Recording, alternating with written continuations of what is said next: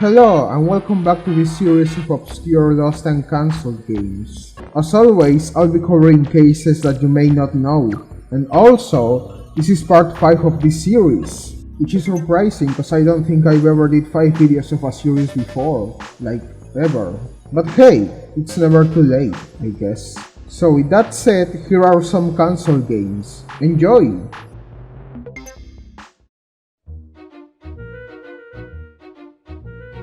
Baketsu Daisakusen was a horse racing RPG simulator being developed for the Game Boy Advance, and apparently this genre of horse racing games was quite popular in Japan. Usually the games I talk about have some sort of information, but this one lacks a lot of it. It's not even known who was in charge of developing this game. From the little we know about this game, this was going to be played as both a racing game and also a simulation game where you will be able to just bet on a horse while watching it race. One interesting fact about it though is that it was going to be able to be played online using a GBA cell phone adapter thing. In the end, and for unknown reasons, the game was never released, but there are some screenshots of it, so we can see what the game would have been like. And judging by one of these pics, you will have been able to take care of your horse like a mascot simulator, but this is just my own theory. Either way, game never happened, so yeah, moving on.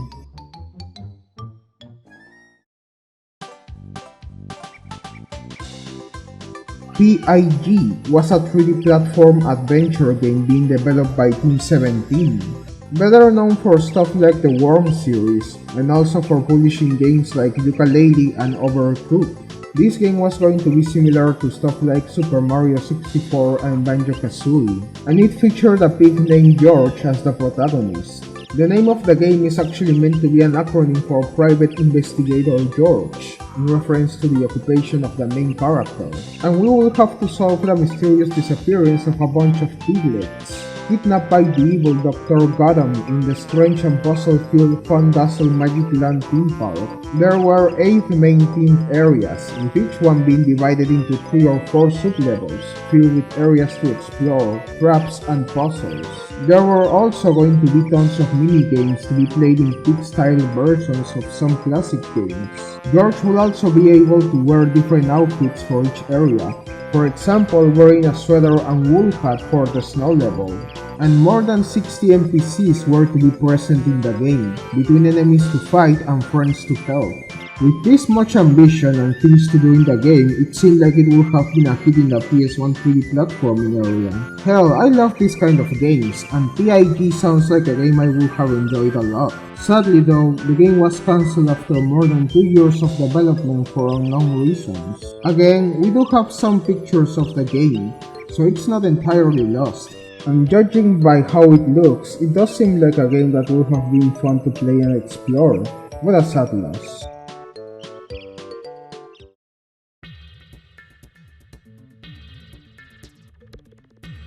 Legend of STARFY, or known in Japan as Densetsu no STARFY, is a game that you may know from being a Japan-only game for the Game Boy Advance developed by Tose and released in 2002. But did you know that this game was actually originally being developed for the Game Boy Color?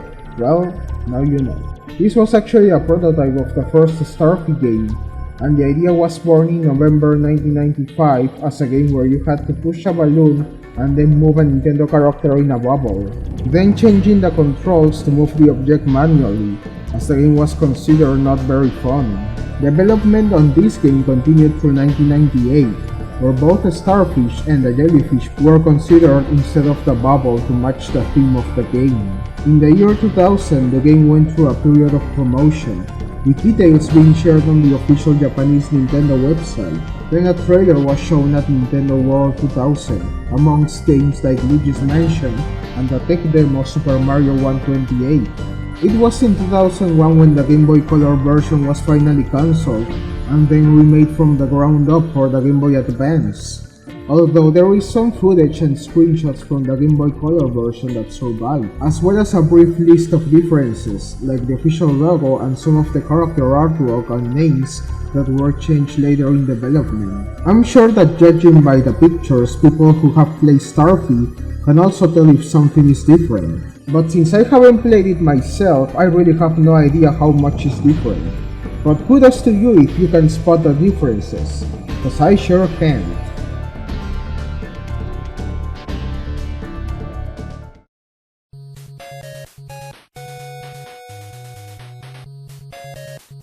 NANDEMO TAIHOMAN, roughly translated as Anything TAIHOMAN, was a side-scrolling action platformer being developed by Namco for the SNES around 1995. A short preview of the game was published in a magazine in April of that same year, but in the end the game never released.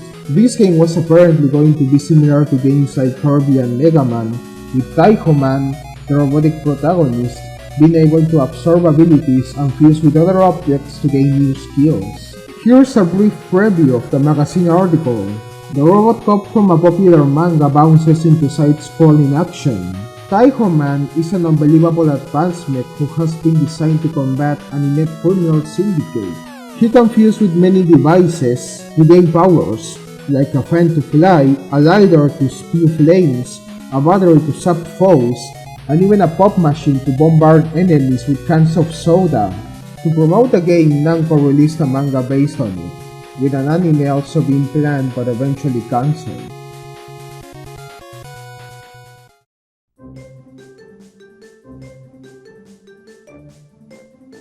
For the last game on this video, I wanted to talk about a case that is pretty interesting because it was apparently going to be really ambitious and yet there's not a lot of specific information about it. CABBAGE was an unfinished pet breeding / racing game meant to be released for the Nintendo 64 disk drive, also known as the N64DD, an extension to the original N64 that worked with floppy disks that did poorly in Japan when it came to sales.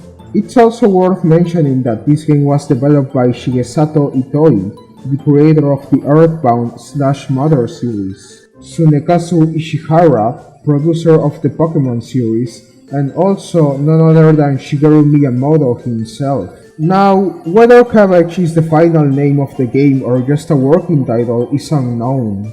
But I'm gonna go ahead and say that it was a working title because what the hell kind of game is CABBAGE for a pet simulator game? In CABBAGE, players were given the task of raising a creature. Exactly what type of creature was never revealed, and it would have used the N64DD internal clock in order to keep the virtual world functioning even when the console was turned off. Something that we know nowadays as an idle game.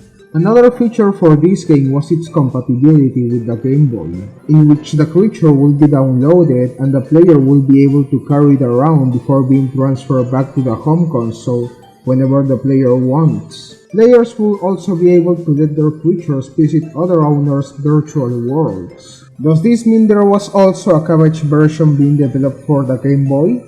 Well, to your dismay, that information is also not known. Itoi mentioned he was looking for an explosive idea for the game, something that would have been different to what everyone expected, which I don't know what the fuck he thought the public was expecting, but hey, good for him I guess. Additionally, it was planned that extra game sets will be released that will contain different toys and gameplay elements for CABBAGE to interact with. As we can see, this game was pretty ambitious for its time, and yet it's pretty interesting how no concrete information of it is known. Hell, there isn't even any pictures or footage of the game.